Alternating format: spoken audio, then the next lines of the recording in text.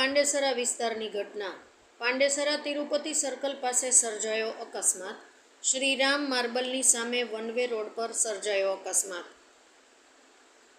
ઊભી રહેલી mixer machine Ashok લેલન્ડને પાછળથી કાર ચાલકે ઠોકી. સૂત્રો દ્વારા મળતી માહિતી મુજબ કાર ચાલક નશાની હાલતમાં ધૂત ઊભી રહેલ અશોક લેલન્ડ ગાડીને પાછળથી ઘૂસી પડ્યો. જોકે આ અકસ્માતમાં કોઈ જાનહાનિ થઈ ન હતી.